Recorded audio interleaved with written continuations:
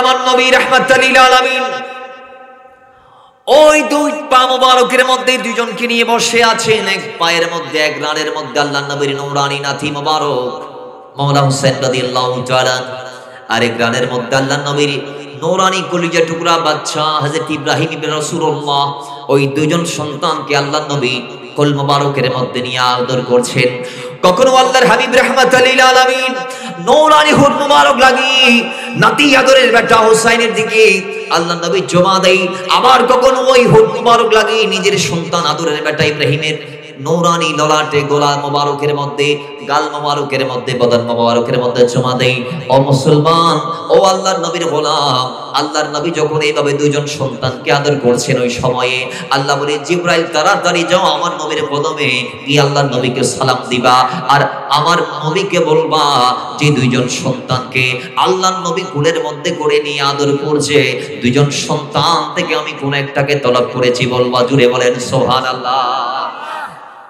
দুইজন থেকে আমি কোন একজনকে চাচ্ছি, বলবা। হ্যাঁ জিবরাইল, তবে আমি আমার নবীকে ইখতিয়ার দিলাম, আমি আমার নবীকে ইখতিয়ার দিলাম। আমার নবী রাহমাতুল লিল আলামিন যা চাই তা করতে পারে। আল্লাহর নবী যদি যায় আজ হুসাইনকে দিয়ে দিতে পারে, আর আমার নবী যদি যায় নিজের সন্তান ইব্রাহিমকে দিয়ে দিতে পারে। নবীকে আমি আল্লাহ ইখতিয়ার দিলাম, আমি আল্লাহ নির্ধারণ করে দেই নাই হুসাইনকে দিতে হবে, আমি আল্লাহটা বলে দেই নাই ইব্রাহিমকে দিতে হবে, আমি আল্লাহ নির্ধারণ করে দেই নাই। আমি আমার নবীকে ইখতিয়ার দিলাম, আমি আমার নবীকে সুযোগ দিলাম, আমি আমার নবীকে নিজের ইচ্ছার উপরে ছেড়ে দিলাম। আল্লাহর নবী যদি চায় নিজের সন্তানটাকে রাখতে পারে, আর আল্লাহর নবী যদি চায় নিজের নাতিটারে রাখতে পারে, আর যদি চাই নিজের নাতিটারে দিয়ে দিতে পারে, যদি চাই সন্তানটারে দিয়ে দিতে পারে, আমি আমার নবীকে ছেড়ে দিলাম, আমি আমার নবীকে ইখতিয়ার দিলাম। জিবরাইল যাও যাও তাড়াতাড়ি নবীর কদমে যাও, আমার নবীকে গিয়ে বলো কাকে রাখবে বা কাকে দিয়ে দিবে। এবার জিবরাইল তৎক্ষণাৎ আল্লাহর নবীর কদমে এসে ডাক দিয়ে বলে, আসসালামু আলাইকা ইয়া রাসূলুল্লাহ। ওগো আল্লাহর নবী, আল্লাহ আপনাকে সালাম দিয়েছে, আমি জিবরাইলেরও আপনি সালাম গ্রহণ করুন।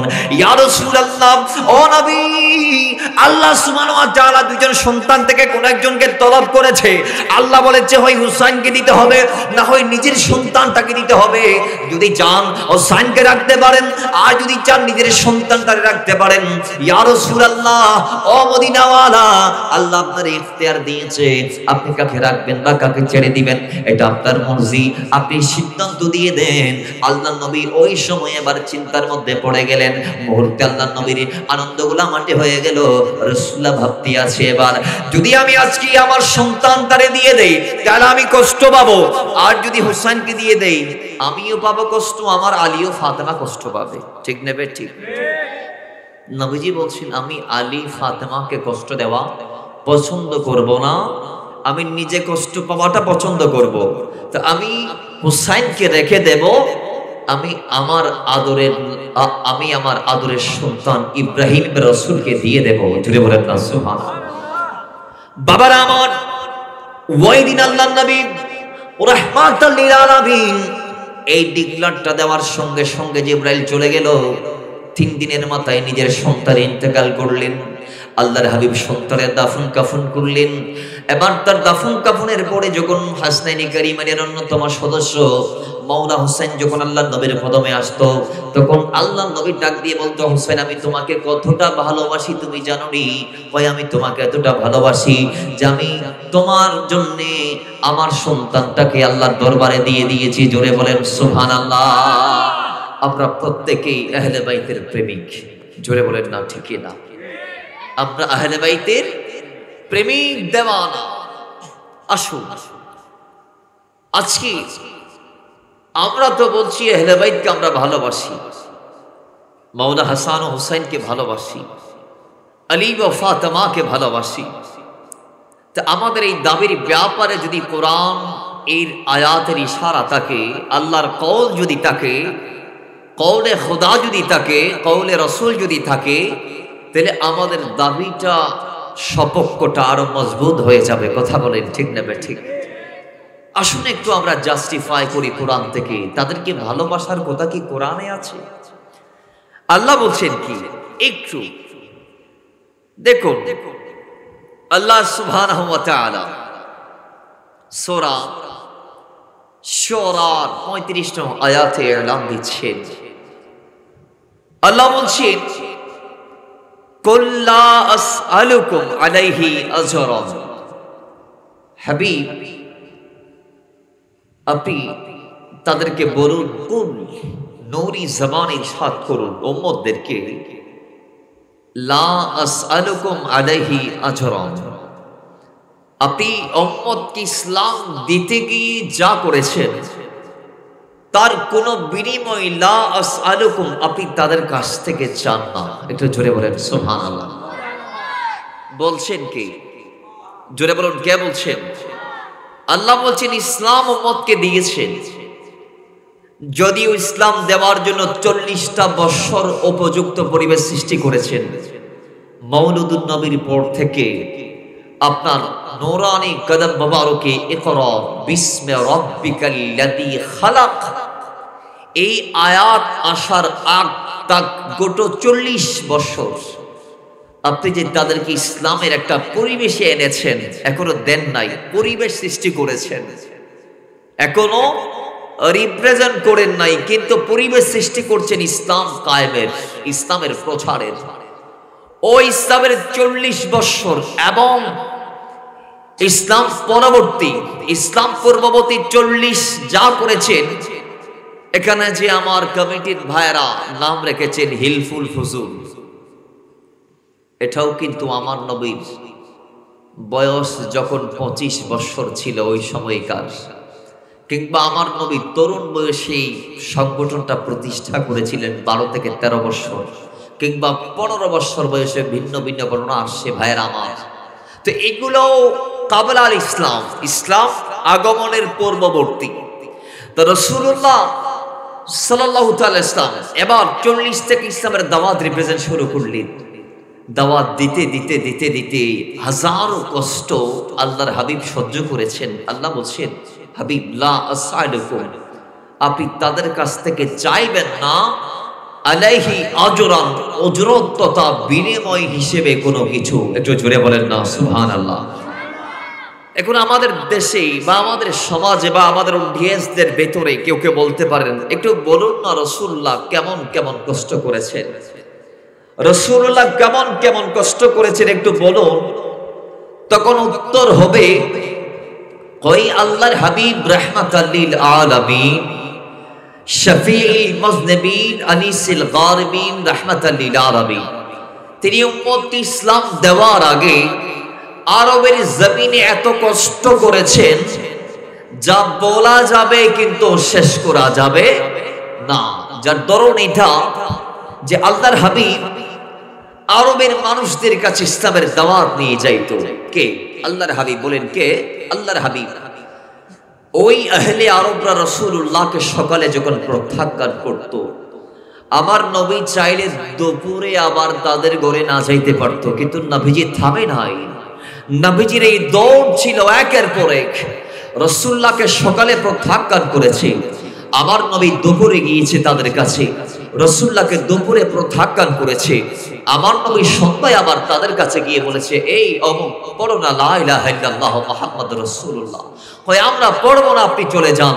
রাসূল পরের দিন সকালে আবার গিয়েছেন, আবার গিয়ে তাদেরকে বিভিন্ন ভাবে বুঝিয়েছেন, কয় তোমরা যা করছো এগুলা নৈরাশ করবে একদিন তোমাদেরকে, তোমরা যেগুলার পেছন পেছন দৌড়াচ্ছ, ছড়ছ, যাচ্ছ, আগাচ্ছ, এগুলা সবগুলা ধোঁয়াশা, এগুলার কোনো দিকপাল নাই, দিক দিগন্ত নাই। ইসলাম ছাড়া অন্য কোনো ধর্ম আল্লাহর কাছে গ্রহণযোগ্য নাই।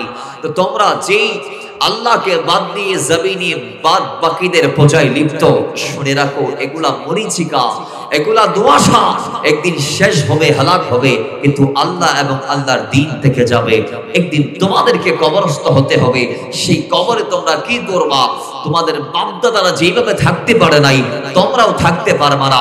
তো আমি চাচ্ছি যে আল্লাহ জমিনটা বানিয়েছে, যে আল্লাহ তোমাদেরকে বানিয়েছে, তোমরা সেই আল্লাহর গোলামি করো, বাদ বাকিদের নয়। জোরে বলেন না সুবহানাল্লাহ। তারা বলে আমরা এগুলা পারবো না, পূর্বপুরুষদের ধর্ম বাদ দিতে পারবো না। বাবারা আমার, এইভাবে আল্লাহর নবী রাহমাতুল লিল আলামিন সকাল থেকে সন্ধ্যা সাহাবায়ে কেরাম যারা হয়েছেন তাদের কদমে গিয়েছেন, এবং আহলে আরব এদের প্রত্যেকের দ্বারে দ্বারে আল্লাহর নবী গিয়েছেন, কালমার দাওয়াত দিয়েছেন, রাসূলুল্লাহকে তারা প্রত্যাখ্যান করেছেন, অনেকে মাজনুন বলেছেন, পাগল বলেছেন, নাউজুবিল্লাহ। ওয়ালিদ ইবনে মুগীরা তিনি ডাক দিয়ে বলে, ও মুহাম্মদ তুমি কি পাগল হয়ে গিয়েছো? কয় তুমি কি জন্য এগুলা করছো? তোমার এতটুকু কি অন্তরের মধ্যে নাই? ও মুহাম্মদ তুমি নির্বংশ, তোমার আগে পরে কেউ নাই, তুমি লাজকাটা, নাউজুবিল্লাহি মিন যালিক। এইভাবে আল্লাহর নবীকে এক এক সময় এক একটা বলেছে।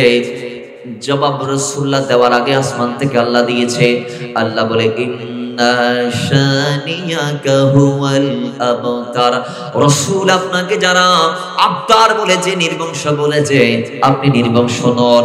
কিয়ামত পর্যন্ত আপনার বংশ জারি আর সারি আমি আল্লাহ রেখে দেব। কিন্তু তারা যারা আপনাকে নির্বংশ বলেছে, তাদের বংশ উহুদে বদরে নাস্তানাবুদ হয়ে যাবে, শেষ হয়ে যাবে। জোরে বলেন সুবহানাল্লাহ। যারা আপনাকে বংশহীন বলেছে, তাদের বংশ একদিন বিলীন হয়ে যাবে, কিন্তু রাসূল কিয়ামত পর্যন্ত আপনার বংশ থেকে যাবে। বলেন কিয়ামত পর্যন্ত আপনার বংশ থেকে যাবে। এইজন্য রাসূলুল্লাহ হাদিসে পাকের মধ্যে বলেছেন দুটো জিনিস উম্মত তোমাদের জন্য দিয়ে যাচ্ছে, তারাকতু ফিকুম আমরাইন লান তাদিল্লু। এই জিনিসগুলো যদি তোমরা ধরো তাহলে কিয়ামত পর্যন্ত তোমরা গোমরা হবে না। সেগুলা কি কি জানেন? আল্লাহর হাবিব দবাবে বর্ণনা করেছেন। এক বর্ণনার মধ্যে আসছে আল্লাহর হাবিব বলেছেন, একটা হচ্ছে কিতাব আল্লাহ, আরেকটা হচ্ছে আমি নবীর সুন্নাহ।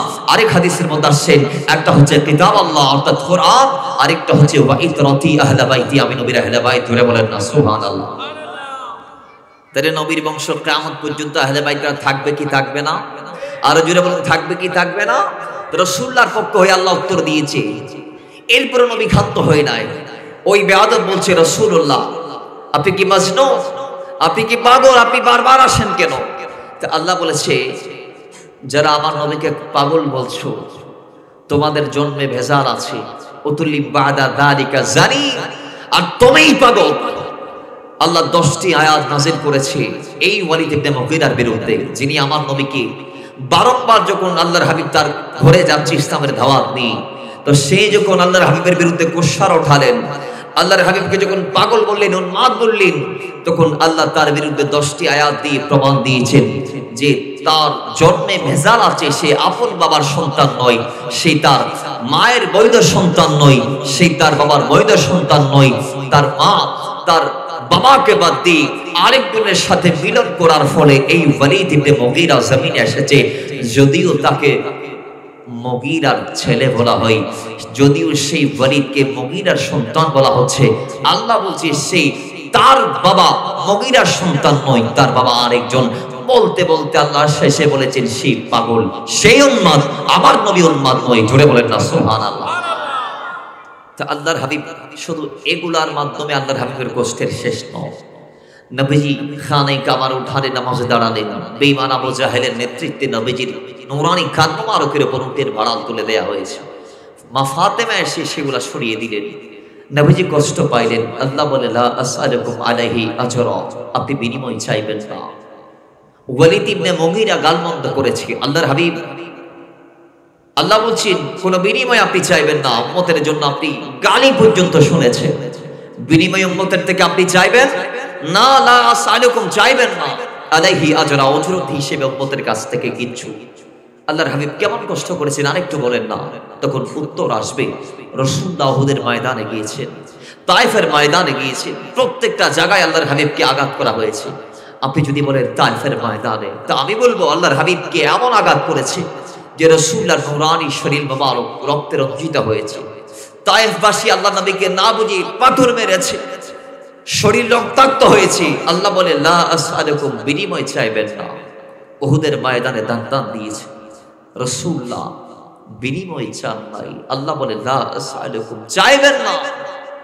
বাবারা আমার, কিন্তু আল্লাহ বলে, ইয়া রাসূলুল্লাহ, একটা বিনিময় আপনাকে চাইতে হবে। রাসূল আপনি চাইবেন না ঠিক আছে, কিন্তু একটা বিনিময় আপনাকে চাইতে হবে।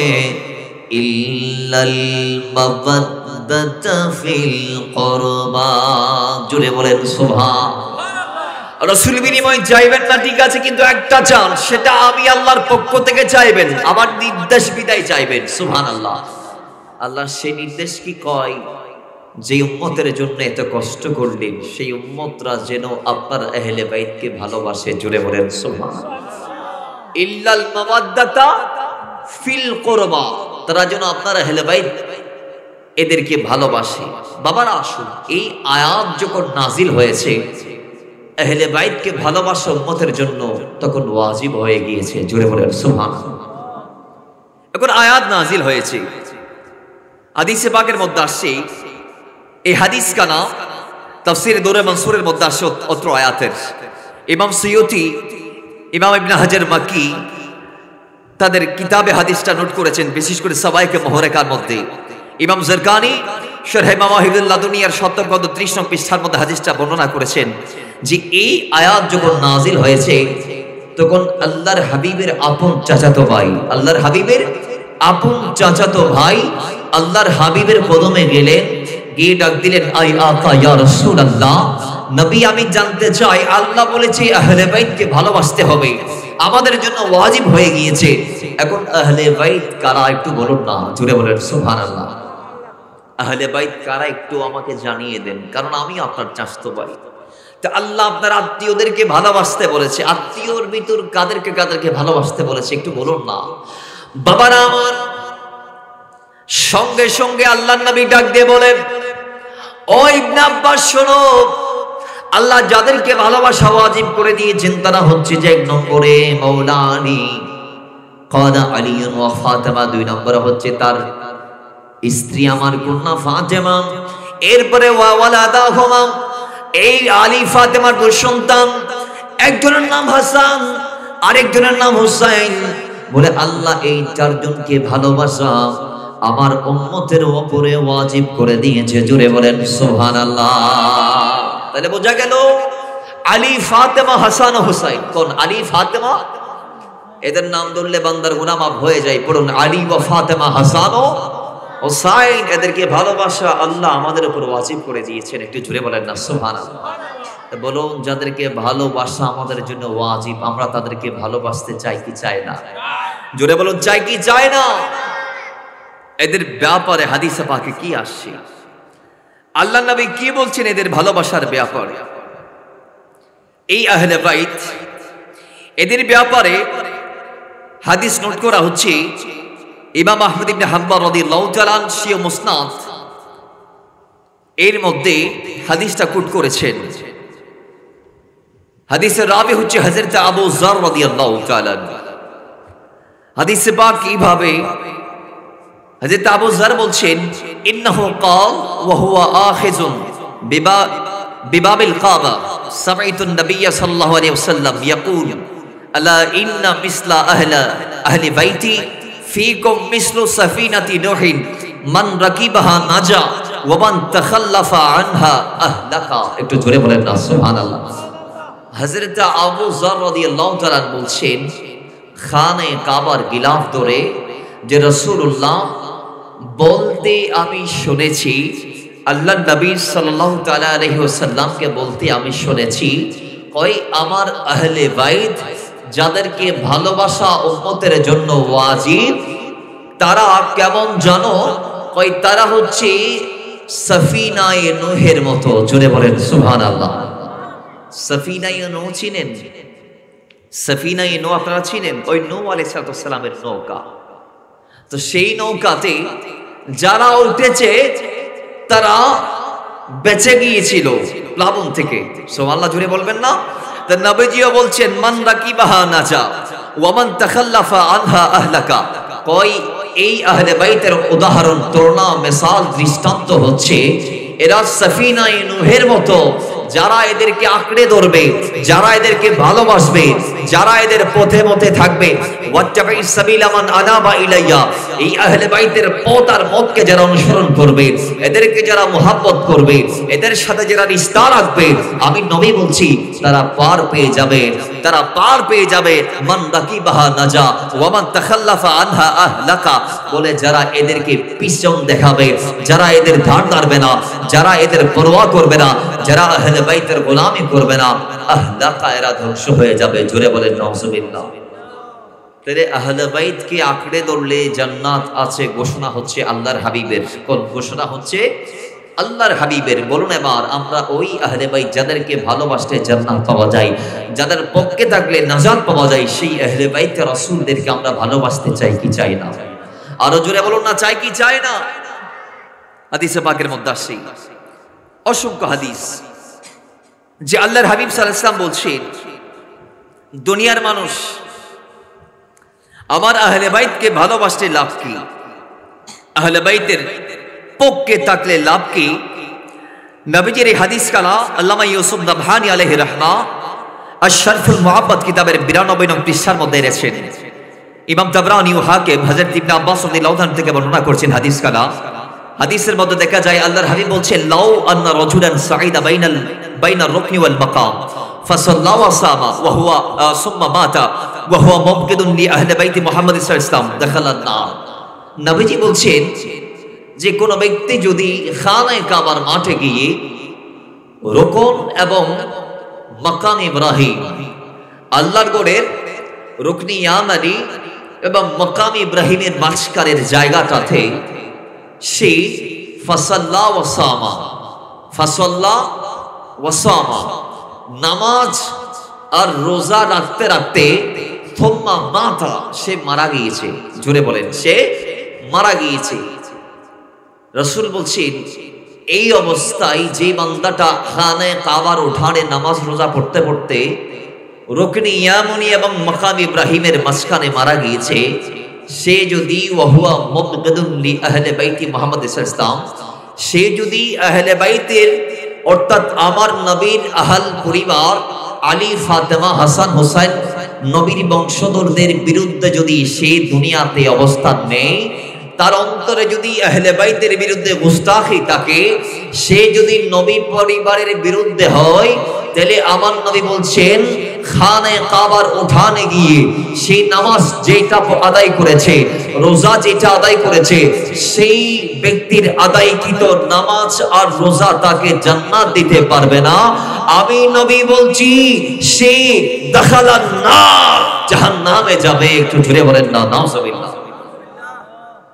তাহলে লাভ আছে? জোরে বলুন না, লাভ আছে? আহলে বাইতের বিরুদ্ধে গিয়ে খানায়ে কাবা কোন জায়গার নাম জানেন? ওই খানায়ে কাবা হচ্ছে ওই জায়গা যেই জায়গাতে বান্দা দাঁড়ালে বান্দাকে আল্লাহ 1 রাকাতে 1 লক্ষ রাকাতের সওয়াব দেয়। একটু জোরে বলেন সুবহানাল্লাহ।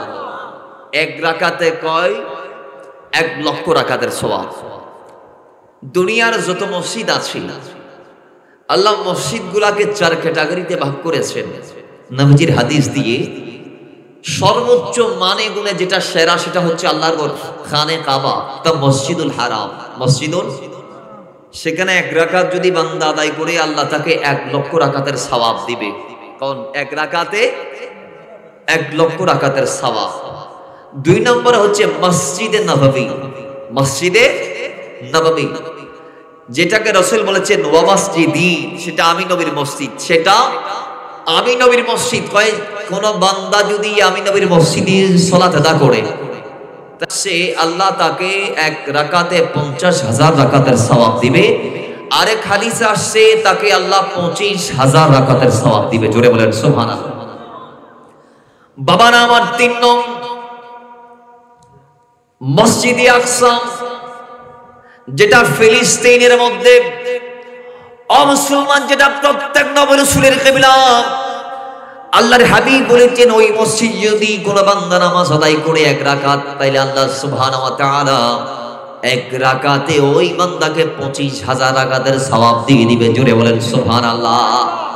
এই 3টা মসজিদ যারা দুনিয়ার যত মসজিদ আছে, তুরস্কের জাতীয় মসজিদ, বাংলাদেশের জাতীয় মসজিদ, বিশ্ব মসজিদ জামিতুল ফালাহ, এইভাবে দুনিয়াতে যত কোটি মসজিদ আছে, যত মিলিয়ন মিলিয়ন বিলিয়ন ট্রিলিয়ন মসজিদ আছে, ওই সমস্ত মসজিদে আপনি সিজদা একটা দিলে একটাতে একটার সওয়াব, একটাতে একটার সওয়াব, 1 রাকাতে 1 রাকাতের সওয়াব। কিন্তু ওই 3টা মসজিদ ছাড়া তো 3 মসজিদের ভিতর গুণে মানে শ্রেষ্ঠত্বের দিক থেকে যেটা সবচেয়ে আলা ইল্লিনে চলে গিয়েছে, সেই আলা ইল্লিনের খানায়ে কাবা, সেই মসজিদুল হারাম, সেই মসজিদে হারামে আল্লাহর হাবিব বলছেন কেউ যদি দাঁড়িয়ে 1 রাকাত নয় হাজার রাকাত যদি আদা করে, একটা রোজা না হাজারটা রোজা যদি বান্দা আদা করে, কোথায়? খানে কাবার ওখানে দাঁড়িয়ে সে যদি নামাজ রোজা পড়তে পড়তে ইন্তেকাল করে, ফুম্মা মাতা, সে যদি ইন্তেকাল করে, ওয়া হুয়া মুবগিদুন লি আহলে বাইতি মুহাম্মদ সাল্লাল্লাহু আলাইহি ওয়াসাল্লাম, আর তার অন্তরে যদি হাসান ও হুসাইনের বিরুদ্ধাচারণ অবস্থায় তার অন্তরটা যদি থাকে,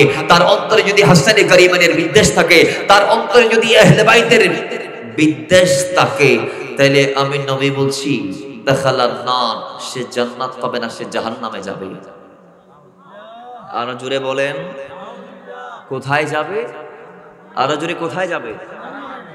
তাহলে আমরা কি জাহান্নাম খরিদ করতে চাই না জান্নাত খরিদ করতে চাই? আর একটু আস্তে বলেন, কি চাই? জান্নাত চাই। জান্নাত আল্লাহর হাবিব বলেছেন আহলে বাইত রাসূলের কদমে। সুবহানাল্লাহ, জোরে বলেন। জান্নাত কোথায়? আহলে বাইতের কদমে। কিন্তু আমরা তো ভুলে যাই, এই কথা। হাসানে কারিমাইন তারা কারা? যাদেরকে আমরা ভালোবাসি। একদল যাদেরকে ভুলে গিয়েছি, তারা হচ্ছে ওই জাত যারা জান্নাতে আমাদের সরদার হবে। সুবহানাল্লাহ, জোরে বলেন। নবীজির হাদিসে পাকের এলান, আল্লাহর নবী বলছে আমার হাসান হুসাইন তারা কারা জানো? নবীজি বলছেন যে হাসান হুসাইন এরা হচ্ছে জান্নাতে তোমাদের সরদার। ইন্নাল হাসান ওয়াল হুসাইন সাইয়্যিদা শাবাবি আহলিল জান্নাহ। হাসান হুসাইন হবে জান্নাতে তোমাদের নওজওয়ানদের সরদার। বাবারা আমার, এদের ব্যাপারে আল্লাহর হাবিব এমন ভাবে বলেছেন। ইমাম ইবনে মাজাহ আলাইহি রাহমা ইবনে মাজাহ শরীফের মধ্যে হাদিস কানে এনেছেন। সফিনায়ে নূরের মধ্যে আল্লামা শফিক ওয়ারাবি আলাইহি রাহমা হাদিস কানে এনেছেন। নবীজি বলছেন, হযরত আবু হুরায়রা হাদিসের রাবি, নবীজি বলছেন মান আহাব্বাল হাসান ওয়াল হুসাইনা ফাকাদ আহাব্বানি ওয়া মান আবগাদাহুমা ফাকাদ আবগাদানি। নবীজি বলছেন কেউ যদি হাসান ও হুসাইনকে ভালোবাসে, সেই আমি নবীকে ভালোবাসে। আর কেউ যদি হাসান হুসাইনকে ঘৃণা করে বা তাদেরকে ভালো না বাসে, তাহলে সেই আমি নবীকে ঘৃণা করে, আমি নবীর সাথে বিদ্বেষ করে। একটু জুড়ে বলেন না নাউজুবিল্লাহ। তাহলে হাসান হুসাইনকে ভালোবাসতে নবীজির ভালোবাসা পাওয়া যাবে। কথা বলেন ঠিক কি না? এই ছাড়াও আল্লাহর হাবিব বিস্তারিত বলেছেন। হযরত সালমান ফারিসি আলাইহি রাহমা হাদিসটা বর্ণনা করেছেন। সালমান ফারিসি বলছেন, হাদিসটা এসেছে ইমাম আবু আব্দুল্লাহ মুহাম্মদ ইবনে হাকিম আলাইহি রাহমা, তিনি তার কিতাব আল মুস্তাদরাকের মধ্যে তৃতীয় খণ্ডের 163 নং পৃষ্ঠার মধ্যে এনেছেন হাদিস কালা। হাদিসের রাবি সালমান ফারিসি বলছেন আল্লাহ রাসূলকে বলতে আমি শুনেছি হাসান হুসাইন এরা আমি নবীর সন্তান। সুবহানাল্লাহ, জোরে বলেন। অথচ আমরা জানি হাসান হুসাইন আলী ও ফাতেমার সন্তান। আমরা জানি হাসান হুসাইন আলী ও ফাতেমার সন্তান, কিন্তু নবীজি বলছেন হাসান হুসাইন এরা আমি নবীর সন্তান। কেন বলেছেন একটু ব্যাখ্যা করি। বাবার আমার, আমাদের সমাজে আমরা যারা দাদারা আছি, আমরা অনেক সময় দাদারা নানারা নিজেদের নাতিদেরকে ইউন আর ফোয়া এরকম বলে থাকি। কথা বলেন ঠিক না বেঠিক? ইউন হার ফোয়া আর ফোয়া, ইবে আর ফোয়া। যেমন আমার মেয়েকে আমার আম্মা জান বলে, তো ইবে আর মেয়ে ফোয়া। সুবহানাল্লাহ, জোরে বলেন। আমার নবজাতক বাচ্চাটাকে আমার আল্লাহ প্রদত্ত জান্নাত তথা আমার মেয়েটাকে আমার মাতার সন্তান বলে। সুবহানাল্লাহ, জোরে বলেন। তাহলে এটা জায়েজ আছে, এটা বললে গুনাহ হবে না। কেন গুনাহ হবে না? কই আল্লাহর নবী বলেছেন হাসান হোসেনকে নিজের সন্তান বলে। সুবহানাল্লাহ, এটা মুহাব্বতের জন্য বলেছেন, মুহাব্বতের আধিক্যতার কারণে বলেছেন, ভালোবাসার ইজহার তথা প্রকাশ করতে গিয়ে বলেছেন। সুবহানাল্লাহ, জোরে বলেন।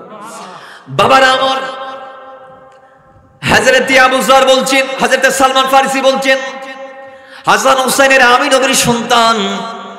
মান হাব্বাহুমা হাব্বানি ওয়া মান আহাব্বানি আহাব্বাহুল্লাহ ওয়া মান আহাব্বাহুল্লাহ আদখালাহুল জান্নাহ। কই এই হাসান হোসেন এরা আমি নবীর সন্তান, আমি এদেরকে ভালোবাসি। আর যারা এই হাসান হোসেনকে ভালোবাসে এরা আমি নবীকে ভালোবাসে। আর আমি নবীকে যারা ভালোবাসি, যারা আল্লাহকে ভালোবাসে, আল্লাহকে যারা ভালোবাসে, জান্নাত তাদের জন্য হাদিয়া। জুড়ে বলেন সুবহানাল্লাহ। কত মারাত্মক হাদিস রাসূল বলেছেন, যারা হাসান হোসেনের পক্ষে এরা আমি নবীর পক্ষে, যারা আমি নবীর পক্ষে এরা আল্লাহর পক্ষে, যারা আল্লাহর পক্ষে জান্নাত তাদের জন্য হাদিয়া। যারা হাসান হোসেনকে ভালোবাসে এরা আমি নবীকে ভালোবাসে, যারা আমি নবীকে ভালোবাসে এরা আল্লাহকে ভালোবাসে, যারা আল্লাহকে ভালোবাসে জান্নাতের জন্য হাদিয়া। রাসূলুল্লাহ বলেছেন ওমান আবাগাদাহুমা আবাগাদানি ওমান আবাগাদানি আবাগাদাহুল্লাহ ওমান আবাগাদাহুল্লাহ আদখালাহুন নার। রাসূল বলেছে আর যারা হাসান হোসেনকে ভালোবাসে না, মহব্বত করে না, তাদের পদাঙ্ক অনুসরণ করে না, তাদেরকে ঘৃণা করে, তাদের প্রতি বিদ্বেষ পোষণ করে, এক কথায় যারা হাসান হোসেনের বিরুদ্ধে, এরা আমি নবীর বিরুদ্ধে, যারা আমি নবীর বিরুদ্ধে, এরা আমার আল্লাহর বিরুদ্ধে, আল্লাহর বিরুদ্ধে যারা, জাহান্নাম এদের জন্য হাদিয়া। জোরে বলেন নাউজুবিল্লাহ। তাইলে বোঝা গিয়েছে হাসনাইনে কারিমাইনের পক্ষে থাকলে জান্নাত পাওয়া যাবে। সুবহানাল্লাহ, জোরে বলেন। হাসনাইনে কারিমাইনের পক্ষে থাকলে কি পাওয়া যাবে? জান্নাত পাওয়া যাবে। রাসূলুল্লাহ এইভাবে এক দুই জায়গায় নয়, হযরত উসামা বিন যায়েদ রাদিয়াল্লাহু তাআলা বলেছেন যে তিনি বলছেন আমি রাসূলুল্লাহকে বলতে শুনেছি হাযান ইবনায়া ওয়া আবনায়া আবনাতাই আল্লাহুম্মা ইন্নী আহিব্বুহুমা ফাহিব্বুহুমা ওয়া আহিব্বা মান ইউহিব্বুহুমা। ইমাম তিরমিজি শরীফের মধ্যে বাবুল মানাকিবের মধ্যে হাদিসটা বর্ণনা করেছেন। রাসূল বলেছে আল্লাহ আমি এদেরকে ভালোবাসি, তুমি আল্লাহ এদেরকে ভালোবাসো, আর আল্লাহ এই হাসান হোসেনকে যারা ভালোবাসে জমিনে, তুমি আল্লাহ তাদেরকে ভালোবাসো। সুবহানাল্লাহ, জোরে বলেন। তাহলে নবীজির দোয়া আছে যারা হাসান হোসেনের পক্ষে থাকবে এদের জন্য। নবীজির কি আছে? দোয়া আছে। নবীজি ডাইরেক্ট বলেছে আল্লাহ এরা দুইজন আমি নবীর সন্তান, আমি নবী এদেরকে ভালোবাসি, তুমি আল্লাহ ভালোবাসো, আর আল্লাহ এই দুইজন অর্থাৎ হাসান হোসেনকে যারা ভালোবাসবে তুমি আল্লাহ তাদেরকে ভালোবাসো। সুবহানাল্লাহ, জোরে বলেন। বাবার আমার এইভাবে অসংখ্য হাদিস আসছে হাসান হোসেনের ব্যাপারে। নবীজি তো হোসেনের ব্যাপারে বলছেন। ইমাম তিরমিজি শরীফের মধ্যে হাদিসটা কোট করেছেন মিশকাতুল মাসাবির মধ্যে 551 পৃষ্ঠার মধ্যে আসছে। হযরত ইয়ালা ইবনে মুরবার রাদিয়াল্লাহু তাআলা থেকে বর্ণিত হাদিস। নবীজি ইরশাদ করেছেন হুসাইন বিননি ওয়া আনা মিন হুসাইন আহাব্বাল্লাহু মান আহাব্বা হুসাইনান। নবীজি বলেছেন হুসাইন আমার, আমি হুসাইনের। জোরে বলেন সুবহানাল্লাহ। আর যিনি হুসাইনের হবে আল্লাহ তাকে ভালোবাসবে। সুবহানাল্লাহ, জোরে বলবেন আহাব্বাল্লাহু মান আহাব্বা হুসাইনা। যিনি হুসাইনকে ভালোবাসে আল্লাহ তাকে, বলেন না আল্লাহ তাকে। তাহলে আমরা বলুন আল্লাহর ভালোবাসা যদি পাইতে চাই তাহলে হাসান হোসেনের পদাঙ্ক অনুসরণ অনুকরণ ভালোবাসার দরকার আছে না নাই? আর একটু আসতে বলেন আছে না নাই? আসুন আল্লাহ সুবহানাহু ওয়া তাআলা আমাদেরকে ভালোবাসতে বললেন কুল্লা আসআলুকুম আলাইহি আজরান ইল্লাল মাওয়াদ্দাতা ফিল কুরবা বলে আমাদের জন্য ওয়াজিব করে দিলেন। আল্লাহ তাদেরকে ভালোবাসে, আল্লাহর হাবিব তাদেরকে কেমন ভালোবাসে একটু বর্ণনা। বাবারা আমার, এই কিতাবটা এই হাদিস কানা এবং আল্লামা জামি আলাইহির রাহমা শাওয়াহিদুন নবুওয়াত কিতাবের মধ্যে এনেছেন হাদিস কানা। এছাড়া আরো অসংখ্য কিতাবের মধ্যে হাদিস কানা এসেছে। দেখুন আল্লাহর হাবিব সাল্লাল্লাহু আলাইহি ওয়াসাল্লাম তার দুই কুল অর্থাৎ ডান ডান আর বাম ডান, আমাদের দুটা পা আছে না নাই? রাসূলুল্লাহর দুটা আল্লাহ প্রদত্ত নূরানি পা মোবারক ছিল। যদিও বা সেই পা মোবারকের পাওয়ার দুনিয়ার মানুষ তো দূরের কথা, জিবরাইল পর্যন্ত বুঝতে পারে নাই। কথা বলেন না ঠিক নেবে ঠিক? আমাদের অনেকে মনে করছেন নবীজির পা আমাদের পায়ের মতো হইতো। নাউজুবিল্লাহ। আল্লাহ বলছে ওয়ালা ইন আতাতুম বাশারাম মিসলাকুম ইন্নাকুম ইযাল লাখাসিরুন। যদি নবীর ইতাআত করতে গিয়ে তোমাদের মতো মনে করো তোমাদের বড় ক্ষতি হয়ে যাবে। নাউজুবিল্লাহ, জোরে বলেন। তাহলে নবী কি আমাদের মতো? তো নবীর পায়ের পাওয়ার যদি একটু বলি তাহলে এতটুকু বলবো, নবীজি পা ওই পা যে পায়ের পাওয়ার হচ্ছে সিদরার পরে জিবরাইল বলছে লাউদানাউতু আন মিলাতাল লাহতারিকতু ইয়া রাসূলুল্লাহ, যে আমি যদি আর এক চুল পরিমাণ সামনে যাই, পা বাড়াই, কদম দেই, তাহলে আমি জিবরাইলের সমস্ত বডি জ্বলে পড়ে ছাই ছাই হয়ে যাবে। রাসূল বলে জিবরাইল যেখানে তুমি জিবরাইলের দৌড়ানি শেষ, সেখান থেকে আমি নবীর কদম দেয়া শুরু। জোরে বলে সেখান থেকে আমার নবী গিয়েছেন উইদাউট রাফরাফ, উইদাউট জিবরাইল, কোন মাধ্যম ছাড়া। কেউ ছিল না, শুধু রাসূল ছিল। আর ওই জায়গাগুলো নিষিদ্ধ জায়গা, যেখানে কেউ যাওয়ার ক্ষমতা রাখে। বলে না বলেন, যেগুলাকে বলা হয় লা মাকান, যেখানে কোনো মকান নাই, স্থান নাই, প্লেস নাই, যেখানে টাইম কাজ করে না। সুবহানাল্লাহ, জুড়ে বলেন, আরো জুড়ে বলেন। বাবার আমার নবী রাহমাতুল লিল আলামিন ওই দুই পা মোবারকের মধ্যে দুইজনকে নিয়ে বসে আছেন। এক পায়ের মধ্যে এক রানের মধ্যে আল্লাহর নবীর নূরানি নাতি মোবারক মাওলানা হোসেন রাদিয়াল্লাহু তাআলা, আরেক রানের মধ্যে আল্লাহর নবীর নূরানি কলিজা টুকরা বাচ্চা হযরত ইব্রাহিম ইবনে রাসূলুল্লাহ। ওই দুইজন সন্তানকে আল্লাহর নবী কোল মোবারকের মধ্যে নিয়ে আদর করছেন। কখনো আল্লাহর হাবিব রাহমাতুল লিল আলামিন নূরানি হুর মোবারক লাগিয়ে নাতি আদরের বেটা হোসাইনের দিকে আল্লাহর নবী জমা দেয়। আবার কখনো ওই হুর মোবারক লাগিয়ে নিজের সন্তান আদরের বেটা ইব্রাহিমের নূরানি ললাটে গোলা মোবারকের মধ্যে, গাল মোবারকের মধ্যে, বদন মোবারকের মধ্যে জমা দেয়। ও মুসলমান, ও আল্লাহর নবীর গোলাম, আল্লাহর নবী যখন এইভাবে দুইজন সন্তানকে আদর করছেন, ওই সময়ে আল্লাহ বলে, জিবরাইল তাড়াতাড়ি যাও আমার নবীর কদমে গিয়ে আল্লাহর নবীকে সালাম দিবা, আর আমার নবীকে বলবা যে দুইজন সন্তানকে আল্লাহর নবী কোলের মধ্যে করে নিয়ে আদর করছে, দুইজন সন্তান থেকে আমি কোন একটাকে তলব করেছি, বলবা। জুড়ে বলেন সুবহানাল্লাহ। দুইজন থেকে আমি কোন একজনকে চাচ্ছি, বলবা। হ্যাঁ জিবরাইল, তবে আমি আমার নবীকে ইখতিয়ার দিলাম, আমি আমার নবীকে ইখতিয়ার দিলাম। আমার নবী রাহমাতুল লিল আলামিন যা চাই তা করতে পারে। আল্লাহর নবী যদি যায় আজ হুসাইনকে দিয়ে দিতে পারে, আর আমার নবী যদি যায় নিজের সন্তান ইব্রাহিমকে দিয়ে দিতে পারে। নবীকে আমি আল্লাহ ইখতিয়ার দিলাম, আমি আল্লাহ নির্ধারণ করে দেই নাই হুসাইনকে দিতে হবে, আমি আল্লাহটা বলে দেই নাই। ইব্রাহিমকে দিতে হবে, আমি আল্লাহ নির্ধারণ করে দেই নাই। আমি আমার নবীকে ইখতিয়ার দিলাম, আমি আমার নবীকে সুযোগ দিলাম, আমি আমার নবীকে নিজের ইচ্ছার উপরে ছেড়ে দিলাম। আল্লাহর নবী যদি চায় নিজের সন্তানটাকে রাখতে পারে, আর আল্লাহর নবী যদি চায় নিজের নাতিটারে রাখতে পারে, আর যদি চাই নিজের নাতিটারে দিয়ে দিতে পারে, যদি চাই সন্তানটারে দিয়ে দিতে পারে, আমি আমার নবীকে ছেড়ে দিলাম, আমি আমার নবীকে ইখতিয়ার দিলাম। জিবরাইল যাও যাও, তাড়াতাড়ি নবীর কদমে যাও, আমার নবীকে গিয়ে বলো কাকে রাখবে বা কাকে দিয়ে দিবে। এবার জিবরাইল তৎক্ষণাৎ আল্লাহর নবীর কদমে এসে ডাক দিয়ে বলে, আসসালাতু ওয়াসসালামু আলাইকা ইয়া রাসূলুল্লাহ। ওগো আল্লাহর নবী, আল্লাহ আপনাকে সালাম দিয়েছে, আমি জিবরাইলেরও আপনি সালাম গ্রহণ করুন। ইয়া রাসূলুল্লাহ, ও নবী, আল্লাহ সুবহানাহু ওয়া তাআলা দুইজন সন্তান থেকে কোন একজনকে তলব করেছে। আল্লাহ বলেছে হয় হুসাইনকে দিতে হবে, না হয় নিজের সন্তানটাকে দিতে হবে। যদি চান হুসাইনকে রাখতে পারেন, আর যদি চান নিজের সন্তানটাকে রাখতে পারেন। ইয়া রাসূলুল্লাহ, ও মদিনাওয়ালা, আল্লাহ আপনার ইখতিয়ার দিয়েছে, আপনি কাকে রাখবেন বা কাকে ছেড়ে দিবেন এটা আপনার মর্জি, আপনি সিদ্ধান্ত দিয়ে দেন। আল্লাহর নবী ওই সময় এবার চিন্তার মধ্যে পড়ে গেলেন। মুহূর্তে আল্লাহর নবীর আনন্দগুলা মাটি হয়ে গেল।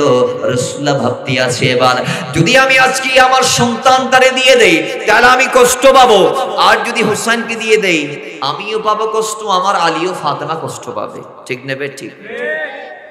নবীজি বলছেন, আমি আলী ফাতেমাকে কষ্ট দেওয়া পছন্দ করব না, আমি নিজে কষ্ট পাওয়াটা পছন্দ করব। তো আমি হুসাইনকে রেখে দেব, আমি আমার আদরের সন্তান ইব্রাহিম রাসূলকে দিয়ে দেব। জুড়ে বলেন না সুবহানাল্লাহ। বাবারা আমার, ওই দিন আল্লাহর নবী রাহমাতুল লিল আলামিন এই ডিক্লারটা দেওয়ার সঙ্গে সঙ্গে জিবরাইল চলে গেল। 3 দিনের মাথায় নিজের সন্তান ইন্তেকাল করলেন। আল্লাহর হাবিব সন্তানের দাফন কাফন করলেন। এবার তার দাফন কাফনের পরে যখন হাসনাইনি কারিমানের অন্যতম সদস্য মাওলানা হোসেন যখন আল্লাহর নবীর কদমে আসতো, তখন আল্লাহর নবী ডাক দিয়ে বলতো, হোসেন আমি তোমাকে কতটা ভালোবাসি তুমি জানো নি? ওই আমি তোমাকে এতটা ভালোবাসি যে আমি তোমার জন্য আমার সন্তানটাকে আল্লাহর দরবারে দিয়ে দিয়েছি। জোরে বলেন সুবহানাল্লাহ। হোসেন আমি তোমাকে চাইলে দিয়ে দিতে পারতাম, আমার সন্তানকে রাখতে পারতাম, কিন্তু আমি রাখি নাই। আমি তোমাকে রাখতে গিয়ে নিজের সন্তানটাকে দিয়ে দিয়েছি। হোসেন আমি তোমাকে এতটা ভালোবাসি। সুবহানাল্লাহ। আর জোরে বলেন। কিন্তু আশ্চর্য হয়ে যাবে, যে হুসাইনকে এতটা ভালোবাসে নিজের সন্তানের চেয়ে বেশি, ওই নবী উম্মতকে কতটা ভালোবাসে জানেন? কয় আমার নবী রাহমাতুল লিল আলামিন হুসাইনের ভালোবাসায় সন্তানকে কোরবানি দিয়েছে, আর উম্মতের ভালোবাসায় আদরের নাতি হুসাইনকে কারবালায় কোরবানি দিয়েছে। জোরে বলেন না সুবহানাল্লাহ। আল্লাহু আকবার। ইয়া রাসূলুল্লাহ, জিন্দাবাদ জিন্দাবাদ। কেমন ভালো নবী আমাদেরকে বাসে। আসুন, সেই নবী আমাদেরকে কেমন ভালোবাসে আর একটু বর্ণনা। হুসাইন এবং আমাদের ভালোবাসার তারতম্য দেখাচ্ছি। হাদিসটাও আল্লামা ইমাম জামি রাহমাতুল্লাহ আলাইহি নোট করেছেন। বাবার আমার দেখো, আব্দুর রহমান জামি শাওয়াহিদুন নবুওয়াতের মধ্যে বলছেন, আল্লাহর হাবিব হায়াতুন নবী 3টা দিন হয়ে গিয়েছে মসজিদে নববীতে আল্লাহর নবীর খোঁজ পাচ্ছে না সাহাবায়ে কেরাম। কয় দিন? 3 দিন। এখন সাহাবায়ে কেরাম আর রাসূল তারা এমন ভাবে জড়িত এক অপরের সাথে, এটাকে বলা হয় অঙ্গাঙ্গিক। মানে আমরা যেমন বাচ্চারা বাঁচতে পারি না, খাওয়া ছাড়া বাঁচতে পারি না, সাহাবায়ে কেরামও জিয়ারতে মুস্তাফা ছাড়া বাঁচতে পারে না। মাথায় রাখবেন, সাহাবায়ে কেরাম গরীব। সাহাবায়ে কেরাম এরা মক্কা থেকে মদিনায় হিজরত করেছে নিজের সম্পদ সব ত্যাগ করে। এরা সপ্তাহ 3 দিন 4 দিন 2 দিন 1 দিন উপবাস থাকতো, কিন্তু নূরানী চেহারা মুবারকের জিয়ারত যখন করতো তাদের তৃষ্ণা ক্ষুধার জ্বালা মিটিয়ে যাইত। জোরে বলেন না সুবহানাল্লাহ, আরো জোরে বলেন না সুবহানাল্লাহ। নবীর চেহারার মধ্যে এই বরকত দিয়েছেন কে? আরো জোরে দিয়েছেন কে? অথচ তারা এতদিন উপবাস থেকেছেন, কিন্তু তারা নাফরমানি করেন নাই। আর আমরা একদিন না খেয়ে থাকলে নাফরমানির শেষ আছে আমাদের? জোরে বলেন না, শেষ আছে? বাবারা আমার, ওই সাহাবায়ে কেরাম পাগল হয়ে গেল, 3 দিন নবীর দেখে নাই। যারা বাদ ছাড়া থাকতে পারে, না খেয়ে থাকতে পারে, পান্না করে থাকতে পারে, কিন্তু নবীর চেহারা মোবারক না দেখলে থাকতে পারে না। ইভেন কি মদিনার দূরে যে সাহাবীদের বাসভবন ছিল, তারাও 1 দিন পর 2 দিন পর 3 দিন পর 1 সপ্তাহ পরে আল্লাহর নবীর কদমে এসে নবীজির নূরানীর চেহারা মোবারকের জিয়ারত করে ধন্য হতেন। জুড়ে বলেন সুবহানাল্লাহ। এবার ওই সাহাবায়ে কেরাম 3 দিন আমার নবীরে যখন দেখে নাই, সবাই মিলে জড়ো হলো মসজিদ নববীর কর্নারে উঠানে। এবার সবাই এক বাক্যে বলে, সিদ্দিক, আকবর, ওমর, তোমরা কোথায়? আমার নবীর প্রধান সাহাবায়ে কেরাম, তোমরা তাড়াতাড়ি নবীর খবর আমাদেরকে দাও, নবীর খোঁজ আমাদেরকে করে দাও। আল্লাহ নবী কোথায় আছে আমাদেরকে তাড়াতাড়ি খবর দিয়ে দাও। আমরা কি করব বুঝতে পারছি না, সেন্স আমাদের কাজ করছে না। সাহাবায়ে কেরামদের ঊর্ধ্বতন যারা ছিল তারা মিলে সিদ্ধান্ত দিলে, তবে তোমরা কয়েকটা দলে বিভক্ত হয়ে যাও, আর বিভক্ত হওয়ার পরে তোমরা মদিনার জনপদ অলিগলি পাহাড় পর্বত উপত্যকা থেকে শুরু করে যা আছে তোমরা খোঁজ নাও। জুড়ে বলেন সুবহানাল্লাহ। তোমরা বিভিন্ন সেক্টরে ভাগ হও, দলে দলে ভাগ করলেন। কয় তুমি এই দল অমুক জায়গায় গিয়ে রাসূলুল্লাহর খোঁজ নাও, তুমি এই দল নিয়ে অমুক জায়গায়, এক একজনকে লিডার বানাচ্ছে, আবার দলপতি বানাচ্ছে, দলনেতা বানাচ্ছে। কয় তুমি এই দল নিয়ে অমুক জায়গায় যাও, আমার নবীর খোঁজ নাও। তাহলে এক একজন এক এক জায়গায় গেল। এখন যাইতে যাইতে যাইতে যাইতে যাইতে যাইতে সিদ্দিক আকবর আর মাওলা ওমর রাদিয়াল্লাহু তাআলা 2 জন মিলে এক দল নিয়ে গেলেন পাহাড়ের দিকে। গিয়ে দেখে আমার নবী এখানে একটা রাখাল থেকে জিজ্ঞেস করে জানতে পারলেন, আল্লাহ নবী সাজদা মোবারকের মধ্যে মাথা মোবারক রেখে 3 দিন পর্যন্ত উম্মতি উম্মতি বলে কাঁদছেন। জুড়ে বলেন না সুবহানাল্লাহ। তাহলে বাবারা আমার, ও আল্লাহ, এই হাদিস কত বড় মহব্বতের। উম্মতকে আল্লাহর হাবিব কতটা ভালোবাসে দেখেন।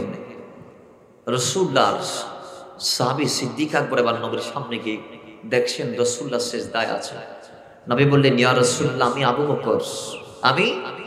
আবু বকর, আপনার হিজরতের সঙ্গী, আপনার যুদ্ধের ময়দানের সঙ্গী, আপনার দুনিয়ার সঙ্গী, কবলান নবুয়তের সঙ্গী, বাদান নবুয়তের সঙ্গী। ইয়া রাসূলুল্লাহ, আমি এসেছি, মাথা উঠান। নবী রে, আমরা তো পাগল হয়ে গিয়েছি, কি করব? আমাদের বাঁচতে দিন না, আপনি মাথা উঠান, আসুন। নববীতে চলে যায়। নবীজি সিজদা থেকে মাথা উঠাই না। সিদ্দিক দেখছে নবীজি উম্মতের জন্য কান্না করছে, তো সিদ্দিক আকবর আর না পেরে বললেন, ইয়া রাসূলুল্লাহ, আমি আবু বকর ইসলামে আসার পর থেকে যা কামাই রোজগার করেছি আমলের ভিতর, নেক আমল হিসেবে আমি যা করছি, যত সওয়াব আমি সিদ্দিক আকবরের আছে সব দিয়ে দিলাম উম্মতের জন্য। সুবহানাল্লাহ। আপনি মাথা উঠান। দেখে আমার নবী মাথা উঠাই না। তো মাওলানা ওমর বলতেছে, যেখানে সিদ্দিক আকবর দিয়ে দিয়েছে, সেখানে আমার গুলা তো তার এক রাতের সমান হয় নাই। হিজরতের যে রাত সে নবীকে দিয়েছে, সেই এক রাতের সমপরিমাণ আমল আমি ওমরের এখনো হয় নাই। আমি ঈর্ষা করতাম, মসজিদ নববীতে বসে বসে আমি ঈর্ষা করতাম। আমি আল্লাহর দরবারে চাইতাম, আল্লাহ, আমার পুরো জিন্দেগির সমস্ত আমলগুলা যদি ওই সিদ্দিক আকবরের এক রাতের সমান হতো। সুবহানাল্লাহ, জোরে বলেন না ভাই। তাহলে সিদ্দিক আকবরের আমল দিয়ে দিয়েছে, নবী মাথা উঠাই না। ওমর বলে, আমারগুলা তো তুচ্ছ, আমারগুলা তুচ্ছ। বাবার আমার তিনি বলে ইয়া রাসূলুল্লাহ আমি তারপর আমারগুলা দিয়ে দিলাম। যদিও সিদ্দিক আকবরের তুলনায় ওমরের আমল দেখা যাবে না, কিন্তু ওমরের আমলের তুলনায় দুনিয়াবাসীর আমলকে যদি মাপা হয় তাহলে দুনিয়াবাসীর আমল ওমরের তুলনায় দেখা যাবে না। সুবহানাল্লাহ। তিনি কোন ওমর যাকে শয়তান বই করে, তিনি কোন ওমর যে ওমর ইসলামকে ওপেন করেছে, যে ওমর যেখানে আল্লাহর কোরআন বলে সত্য সেখানে, যেই ওমরের কথার উপর আল্লাহর ভিত্তি, আল্লাহ পাক নিজেই ওমরের কথার উপর নিজে কয়েক জায়গায় 3 থেকে 7 জায়গায় আয়াত নাযিল করে আল্লাহ ওমরের কথাকে প্রাধান্য দিয়েছেন। তিনার নাম মাওলা ওমর। জোরে বলেন সুবহানাল্লাহ। নবীজি বলেছেন ওমর যেখানে আদালত সেখানে ইনসাফ, সেখানে সত্য সেখানে। জোরে বলেন সুবহানাল্লাহ। নবীজি বলতেন শয়তান তুমি ওমরকে ভয় করে, আর ও ওমর তুমি মদিনার যে জনপদে হেঁটেছো, পা দিয়েছো, কদম দিয়েছো, শয়তান সে পথ দিয়ে যাওয়ার সুযোগ রাখবে না, ক্ষমতা থাকবে না শয়তানের। শয়তান তোমাকে এরকম ভয় করে। জোরে বলেন সুবহানাল্লাহ। তোমার বলছে ইয়া রাসূলুল্লাহ আমি দিয়ে দিলাম আমারগুলা, মাথা ওঠাই নাই। কয় তাড়াতাড়ি মসজিদ নববীতে খবর দাও, সাহাবায়ে কেরামদের প্রধানদেরকে ডেকে নিয়ে আসো, বিশেষ করে আলী এবং ফাতেমাকে। সুবহানাল্লাহ। হাসানে কারিমাইনকে নিয়ে তারাও হাজির। ওসমান রাদিয়াল্লাহু আনহু গেলেন, তিনি তারগুলা দিলেন, নবী মাথা উঠাই নাই। শেষমেশে আলী গেলেন, ও ইয়া রাসূলুল্লাহ আমি সেই আলী যে আলী নামাজ ফরজ হওয়ার আগে নামাজ পড়তো আপনি নবীর পেছনে। আলী ছিলেন, আলী তো সবচেয়ে কম বয়সে ইসলাম দাখিল হয়েছেন, 10 বছর বয়সে তিনি ইসলাম কবুল করেছেন। তো জন্মের পরে আমার নবীজির দায়িত্ব ছিল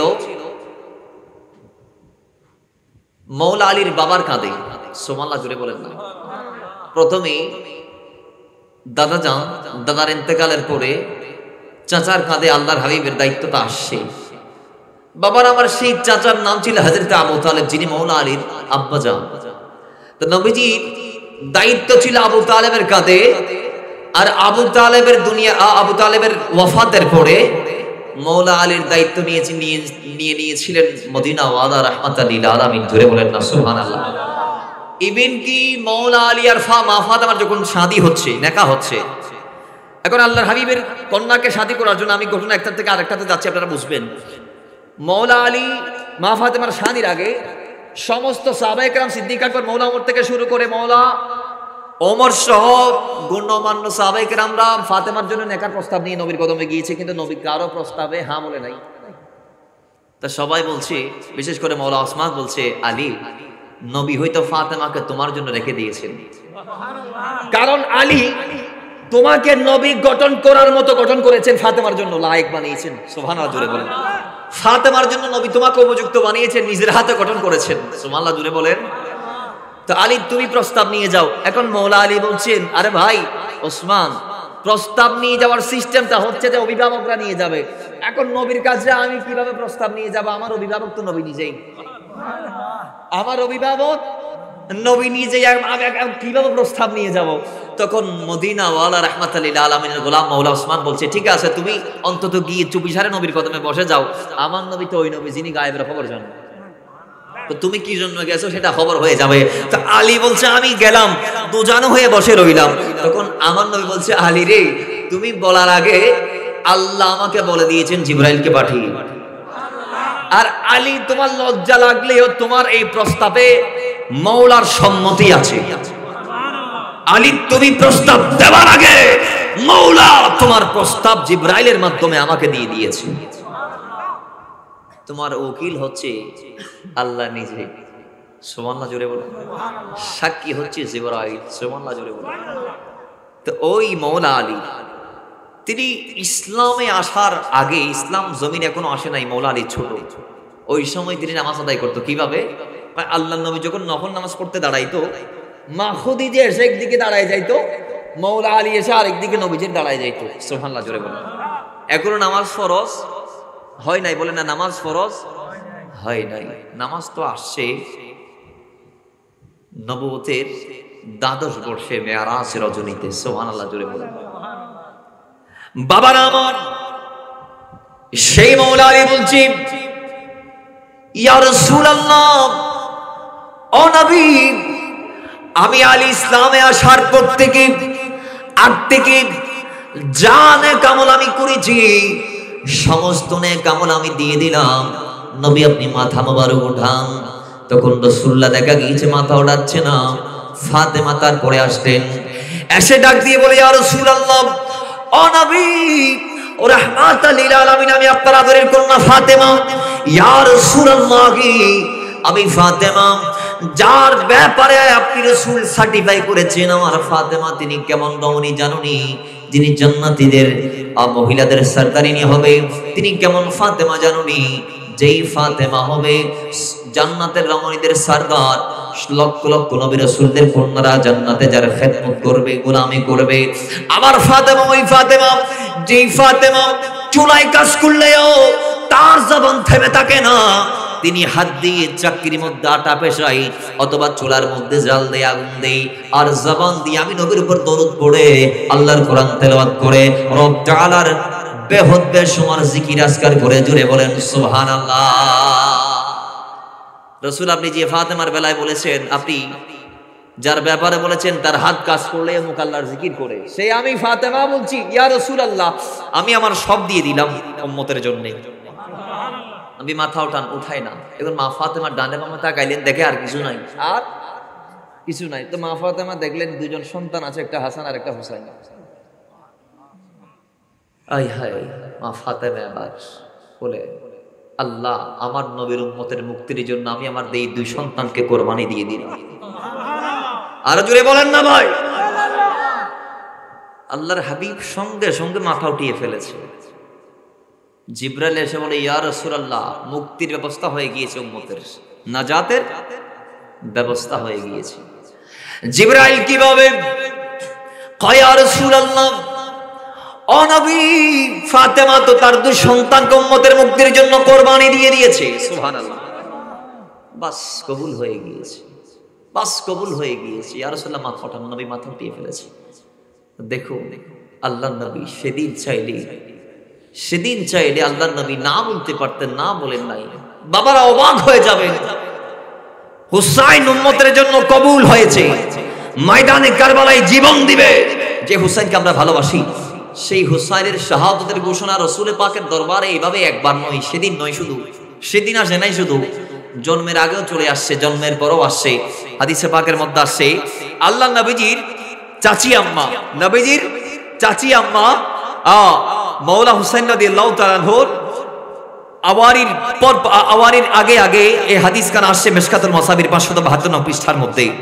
হাদিসের রাবি হচ্ছে হযরত আব্বাস রাদিয়াল্লাহু, হাদিসের রাবি বলছে হযরত আব্বাস রাদিয়াল্লাহু তাআলার স্ত্রী উম্মে ফাজল বিনত হারিস, তিনি একটা স্বপ্ন দেখেছিলেন হুসাইনের আগমনের আগে, এভাবে যে রাসূলুল্লাহর নূরানি জিসিম মোবারক থেকে মাংসের টুকরা কেটে, আল্লাহ নবীর নূরানি শরীর মোবারক থেকে মাংসের টুকরা কেটে উম্মে ফাজল বিনত হারিসের কুলের মধ্যে তুলে দেয়া হয়েছে। সুবহানাল্লাহ।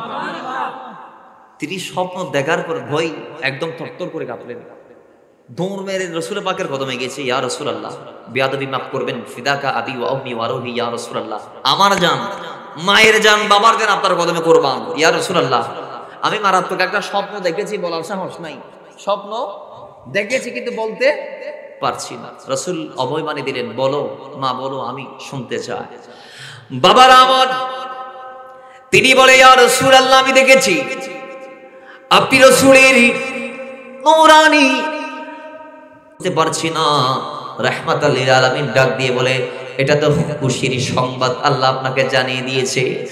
ও উম্মে ফজল, তো তা ফজলের আম্মা। ফজল ছিলেন হযরত আব্বাস রাদিয়াল্লাহু বড় ছেলের নাম। ফজল ছিলেন ওই আরবের জমিনে সেই সময়, এটা আমাদের সমাজও বর্তমানে আছে এই নামের সিস্টেমটা। আর আরব দেশের বাবি ওরা অথবা মা ওরা শাসি ওরা কি হয়, ওবা আব্দুর রহমান মা, ওবা মামুন্নাম্মা, কি বলি মামুন্নাম্মা, মাইফা বড় হইলে ফারজানার মা আমরা বলি, কি বলি না বলি। তো উম্মে ফজল মানে ফজলের মা, বিনতে হারিস মানে হারিসের কন্যা। সুবহানাল্লাহ। তো এই সিস্টেমটাও আছে। আর শাসি ওলরে আবার মুরব্বিরা হয় কি, ওবা অমুকুর মাইয়া, ওবা তমুকুর মাইয়া, ওবা সমুকুর মাইয়া, হল না হল বাজে। তাহলে ইবে মোরা এই সিস্টেম আরবে ছিল, বর্তমানে আছে, এটা জায়েজ আছে, এটা জায়েজ আছে। নাম ধরাচ্ছে এটা বলাটা ভালো, নাম ধরাচ্ছে এটা বলাটা ভালো, এটা কল্যাণ করতে দেখতে সুন্দর লাগে। সুবহানাল্লাহ, জুড়ে বলেন না। তো বাবারা আমার, রাসূলুল্লাহ ডাক দিয়ে বলে, চাচি আম্মা এটা সুখের কথা আল্লাহ সুবহানাহু ওয়া তাআলা আপনাকে জানিয়ে দিয়েছে। কয় কিভাবে?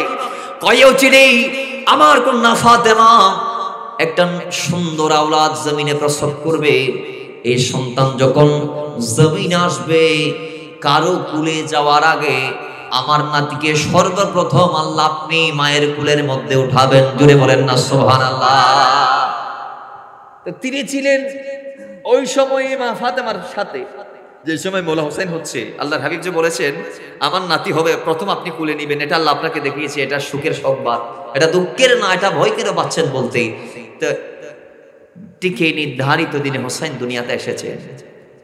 উম্মে ফজল বিনতে হারেস প্রথম কুলে নিয়েছেন। কুলে নিয়ে রাসূলুল্লাহর কদমে গেলেন।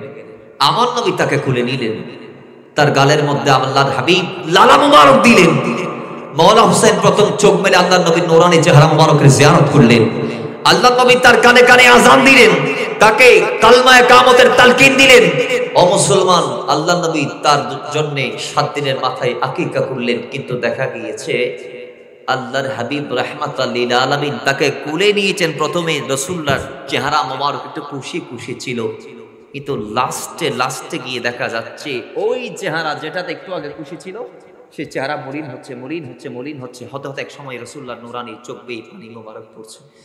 আল্লাহর নবীর চাচি আম্মা বলেন, ইয়া রাসূলুল্লাহ, নাতি এসেছে, কাঁদছেন কেন? খুশি হওয়ার কথা, আপনি কি খুশির কান্না দিচ্ছেন না দুঃখের কান্না? কয় মা দুঃখের কান্না।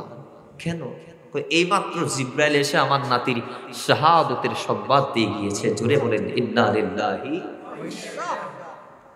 মুসলমান, নবী চাইলে বলতে পারতেন আল্লাহ হোসেনকে হেফাজত করে, বলেন নাই। এরপরে আরেকদিন এই হাদিসটা এসেছে সিয়াসিত তার কিতাবের মধ্যে। মেঘবৃষ্টির দায়িত্বে নিয়োজিত ফেরেশতা যাকে বলা হয় মিকাঈল আলাইহিস সালাতু ওয়াস সালাম, তিনি এসে একদিন মওলা হোসেন খেলাধুলা করা অবস্থায় এসে আল্লাহর হাবিবকে বলতেছেন, ইয়া রাসূলুল্লাহ, এই নাতিকে আপনার উম্মতরা শহীদ করবে। নবী বলে, আমার এই নাতিকে? এই নাতিকে। আবার বলেন, এই হুসাইনকে? হুসাইনকে। নবীজি বলছেন, কোথায়? কারবালায়। কারা করবে? কয় আমার আপনার উম্মতরা করবে। নাউজুবিল্লাহ, জোরে বলেন। তা আল্লাহর হাবিব ওই সময় চাইলে বলতে পারতেন, আল্লাহ হুসাইনকে হেফাজত করো, হুসাইনকে বলে নাই। অথচ যেই নবী দোয়া করার জন্য হাত উঠাইতে হয় না, উম্মতকে রাসূল এতটা ভালোবাসে যে হুসাইন উম্মতের জন্য কোরবানি হবে জানার পরেও আল্লাহর নবী নিষেধ করে নাই, ফিরিয়ে নেই নাই, দোয়া বারণ করে নাই। আল্লাহর নবীর দোয়া করা লাগবে না, অন্তরে যদি একবার আসে আল্লাহ হুসাইনকে ইয়াজিদের তরবারি থেকে হেফাজত করে, উম্মতের জন্য আমি দোয়া করব, উম্মতকে আমি বাঁচাবো, হুসাইনকে কুরবানি হতে হবে না। নবী এটা একবার অন্তরে আনতে হয়ে যেত কবুল, কারণ তিনি ওই নবী যিনি অন্তরে চাইলে আল্লাহ কিবলা পরিবর্তন করে দেয়। আল্লাহু আকবার। ইয়া রাসূলুল্লাহ, গৌসে আজম দস্তগীর জিন্দাবাদ, জিন্দাবাদ। তাহলে আমার নবী একটিবারের জন্য বলে নাই, অন্তরে আনে নাই যে আল্লাহ তুমি হুসাইনকে হেফাজত করো। আল্লাহর কসমে এই কথা বলে নাই। তো আল্লাহর নবী কি বলেছে? ভাই আল্লাহর নবী সব সময় হুসাইন যখন নবীর কদমে আসতো, আল্লাহর নবী হুসাইনের পাকের পিঠ মোবারকের মধ্যে হাত বুলিয়ে বলতো, আল্লাহ হুসাইনকে যখন কারবালার মাঠে শহীদ করা হবে তখন তুমি হুসাইনকে ধৈর্য ধরার তৌফিক দান করো, হুসাইনকে ধৈর্য দান করো, হুসাইনকে ধৈর্য দান করো, হুসাইনকে ধৈর্য দান করো, হোসেনকে স্থির থাকার তৌফিক দান করো। জোরে বলেন না সুবহানাল্লাহ। বারবার দোয়া করেছে যাতে হোসেন মওলা রাসূলের উম্মতের জন্য কারবালার মাঠে শহীদ হতে পারে। বারবার রাসূল দোয়া করেছেন এই কথা, এবং ধৈর্যের জন্য দোয়া করেছে। একটিবারের জন্য হেফাজতের দোয়া করে নাই, একটিবারের জন্য হেফাজতের দোয়া করে নাই। তো বোঝা গিয়েছে রাসূলুল্লাহ এতটা উম্মতকে ভালোবাসে যে রাসূলুল্লাহ উম্মতের ভালোবাসায় নিজের নামাসা নাতিটাকে কোরবান দিয়েছে কারবালায়। ধরে বলেন না সুবহানাল্লাহ। তা আমাদের উচিত হচ্ছে সেই হুসাইনে পাকের কদম ধরে থাকা, তার পদাঙ্ক অনুসরণ করা। কথা বলেন ঠিক দেবে ঠিক? আরো জোরে বলেন না ঠিক কি না? আল্লাহ আমাদেরকে হুসাইনে পাকের কদম ধরে থাকার তৌফিক দান করুক, আমিন। তো মুহাব্বতে দরুদ পড়ে আল্লাহুম্মা সাল্লি মাওলানা মুহাম্মদ ওয়া আলা আলি সাইয়্যিদিনা। মুহাব্বতে দরুদে পাক পড়ে আল্লাহুম্মা সাল্লি মাওলানা মুহাম্মদ ওয়া আলা আলি সাইয়্যিদিনা। বাবারা আমার, ও মুসলমান, ওই হুসাইনে পাকের পক্ষে আমরা যারা আছি, তাবরানী শরীফের মধ্যে ইমাম তাবরানী হাদিস করেছে, দুনিয়ার মানুষ রাসূলুল্লাহ ডাক দিয়ে বলেছে, তোমাদের ভিতর ততক্ষণ পর্যন্ত ওই ব্যক্তি বা কোনো ব্যক্তি, যে কোনো ব্যক্তি পরিপূর্ণ ইমানদার হতে পারবে না। কতক্ষণ রাসূল আমরা জানতে চাই, ওই ততক্ষণ পরিপূর্ণ ইমানদার হতে পারবে না যতক্ষণ বান্দা নিজের নফসের চেয়ে আমি নবীর নফসকে বেশি ভালোবাসবে না, নিজের জাত তথা নিজ সত্তার চেয়ে আমার নবীর সত্তাটাকে বেশি ভালোবাসবে না, আর নিজের পরিবারের চেয়ে বেশি আমি নবীর পরিবারকে, আমার আহলে বাইতকে বেশি ভালোবাসবে না। আল্লাহর কসম, ততক্ষণ পর্যন্ত কোনো বান্দা ইমানদার হতে পারবে না। জোরে বলেন সুবহানাল্লাহ। নবীজি বলছেন, ইমাম তাবরানী হাদিসটা কোট করেছেন, কয় তোমাদের ভিতর ততক্ষণ পর্যন্ত কেউ পরিপূর্ণ ইমানদার হতে পারবে না যতক্ষণ বান্দা তার নিজ সত্তা থেকে আমি নবীর সত্তাকে বেশি ভালোবাসবে না, নিজের জাতের চেয়ে আমি নবীর জাতকে বেশি ভালোবাসবে না, নিজের পছন্দের চেয়ে আমি নবীর পছন্দকে বেশি প্রাধান্য দিবে না, এবং নিজের পরিবারের চেয়ে আমি নবীর পরিবারকে বেশি ভালোবাসবে না। এখন নবীর পরিবার কি? আমরা অতীতে বলেছি, আগে বলেছি, কদ আলী ও ফাতেমা ওয়ালাদাহুমা, হাসান হুসাইন আলী ফাতেমা, এরাই হচ্ছে আমার নবীর পরিবার। জুড়ে বলেন না সুবহানাল্লাহ, আর জুড়ে বলেন না সুবহানাল্লাহ। তাহলে এদেরকে ভালোবাসতে লাভ আছে না নাই? আর একটু জোরে বলেন। আমাদের বিষয় ছিল আহলে বাইতের ভালোবাসা, মহব্বত। ভালোবাসা নিয়ে ইন্তেকাল করলে লাভ কি? ইমাম আল্লামা রাজি আলাইহি রাহমা বলছেন, আহলে বাইতের ভালোবাসা নিয়ে ইন্তেকাল করলে লাভ কি? ইমাম রাজি তাফসিরে কবিরের ৭০-৩৯৯ নং পৃষ্ঠার মধ্যে বলেছেন, ভালোবাসতে লাভ কি, বিদ্বেষ পোষণ করলে লাভ কি? তিনি একদম লাস্ট ফিনিশিং দিয়েছেন এইভাবে, তিনি বলছেন, মান মাতা আলা হুব্বি আলি মুহাম্মদ সাল্লাল্লাহু আলাইহি ওয়াসাল্লাম মাতা শাহীদান। জোরে বলেন সুবহানাল্লাহ। কোন বান্দা যদি আহলে বাইত তথা হাসান হুসাইন আলী ফাতেমার মহব্বত অন্তরে নিয়ে যদি ইন্তেকাল করতে পারো, তাহলে তুমি বান্দার ইন্তেকালটা সাধারণ ইন্তেকাল হবে না, তুমি শাহাদাতের মাকামাত হাসিল করবে। সুবহানাল্লাহ জোরে বলেন। তার মানে ইবে গরদ মূল্য শহীদের মর্যাদা পাইব। সুবহানাল্লাহ পড়ুন, আরো জোরে বলুন, আরো জোরে হল না বা। তাহলে গরদ ইন্তেকাল করলো বান্দা শাহাদাতের মাকাম এতে পাইব যদি ওই বান্দার অন্তরতে আহলে বাইতের প্রেম তাইলি। সুবহানাল্লাহ পড়ুন না। আর আহলে বাইত ওরে ভালোবাসতাম, সাইনে নসাই, আরো বড় গুলি সাইনে নসাই, আরো লাভ কি? ইমাম রাজি একটার পর একটা, ইল্লা মান মাতা আলা হুব্বি আলি মুহাম্মদ সাল্লাল্লাহু আলাইহি ওয়াসাল্লাম মাতা মাগফুরান লাহু। কয় দুনিয়াতে আমরা সবাই ইন্তেকাল করি, আমাদেরকে আল্লাহ মাফ করছে কি করে নাই এটার কোনো গ্যারান্টি আছে? কথা কন না, কোনো গ্যারান্টি আছে? কোনো গ্যারান্টি নাই। কিন্তু আল্লাহর হাবিব রাহমাতাল লিল আলামিনের আহলে বাইতের ভালোবাসা অন্তরে নিয়ে যদি কেউ ইন্তেকাল করতে পারে, আল্লাহ সুবহানাহু ওয়া তাআলা দুনিয়ার থেকে যাওয়ার আগে আগে তার গুনাহ, সমস্ত গুনাহ মাফ করে দিবে। আরো আসতে বলে, লাভ আছে না নাই? লাভ আছে না নাই? আরেকটু লাভ। ইমাম রাজি বলছেন, ইল্লা ওয়ামান মাতা আলা হুব্বি আলি মুহাম্মদ সাল্লাল্লাহু আলাইহি ওয়াসাল্লাম মাতা তাইবান। সুবহানাল্লাহ জোরে বলেন। আল্লাহর কোরআন বলছে, যাদের তওবা আল্লাহর দরবারে কবুল হয়, যাদের তওবা আল্লাহর দরবারে কবুল হয়, ওই তায়েব বান্দাদের গুনাহকে আল্লাহ সওয়াব দিয়ে পরিবর্তন করে দেয়। ওই তায়েবদের গুনাহকে আল্লাহ সওয়াব দিয়ে কি করে দেয়? পরিবর্তন করে দেয়। ইমাম রাজি বলছে, বান্দা তুমি যদি আমার নবীর আহল, আমার নবীর পরিবারের ভালোবাসা অন্তরে নিয়ে যদি ইন্তেকাল করতে পারো, তাহলে আমি ইমাম রাজি আমার নবীর হাদিস দিয়ে প্রমাণ দিচ্ছি, আল্লাহ তোমাকে তওবাকারী হিসেবে দুনিয়া থেকে নিয়ে যাবেন। ধরে বলেন না সুবহানাল্লাহ। আল্লাহ আপনাকে আমাকে কি হিসেবে নিয়ে যাবেন? তওবাকারী হিসেবে নিয়ে যাবেন। আরেকটু বর্ণনা, ইমাম রাজি বলছেন, ইল্লা ওয়ামান মাতা আলা হুব্বি আলি মুহাম্মদ সাল্লাল্লাহু আলাইহি ওয়াসাল্লাম মাতা মুমিনান মুস্তাকমিলাল ঈমান। কয় আহলে বাইতের মহব্বত অন্তরে নিয়ে যদি কেউ জমিন থেকে যায়, তাহলে আল্লাহ সুবহানাহু ওয়া তাআলা তাকে মুমিন হিসেবে নিয়ে যাবে।